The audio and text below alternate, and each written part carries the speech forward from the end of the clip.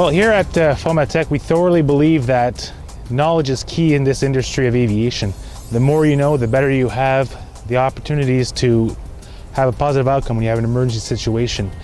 We don't only teach what a fire is, but we take the people, our students, go into a classroom and cover the basics of a fire, the types of fire you can have in an aircraft, how do you deal with a fire, not only on an individual basis, but with your co-workers, whether it be the front end of the airplane or the back end of the airplane. That portion of the course usually lasts about an hour to an hour and a half, where it's more of a discussion, a group discussion, where those who don't understand certain topics of what we learned can get a better understanding of how to deal with what we're going to be teaching in the simulator. It's a very hands-on, it's a very well thought out course with the types of instructors we have. We here at Aero-Formatech, we have instructors that have backgrounds in firefighting. We have flight attendants that teach the course. We have pilots that teach the course. And we also have maintenance technicians that also teach the course and take the course. So we have really all the aspects of firefighting in aviation bundled up all into one process.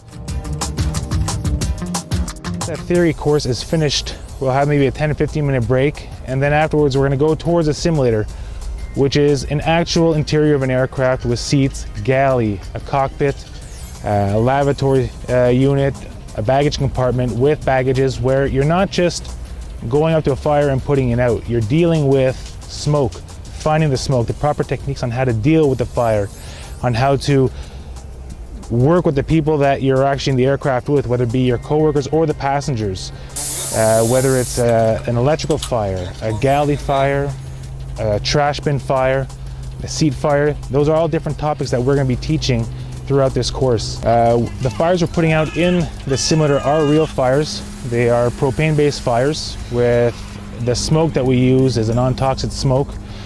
We use face masks, oxygen masks, but we don't need them. It's just to put yourself in the atmosphere of being in a real fire. The fire extinguishers we use, we simulate they are halon, but they're not. They're just bottles filled with nitrogen, and which have a capacity of about 8 to 12 seconds of use.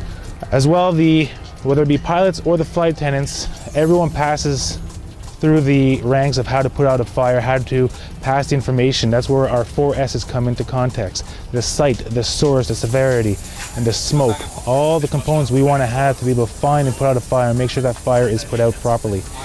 Once we have all those 4 S's completed, we can pass that information along to the front end of the aircraft, whether it be the captain or the co-pilot. The passenger was smoking in the bathroom? And they can make the decisions on what to do, where to go on their procedures as well. Go up to groups from 9 to 12 students at a time. If we have a bigger group than that, we'll do 2 sessions. We'll split the group up if need be. Usually, like I say, the simulator session lasts about 45 minutes to an hour, all depending on how many students we have. Everybody actually takes a turn at putting the fire out. Everyone takes a turn sitting up front, so everyone can actually see what the front end crew is experiencing, as well as smoke, and as well as the pilots are going to sit in the back as passengers, and will take the role of a flight attendant as well to see how do they deal with the situation. Anybody can go out and put up a fire, but trying to put out a fire and finding a fire when you have smoke and you don't see 2 feet in front of you is a completely different situation.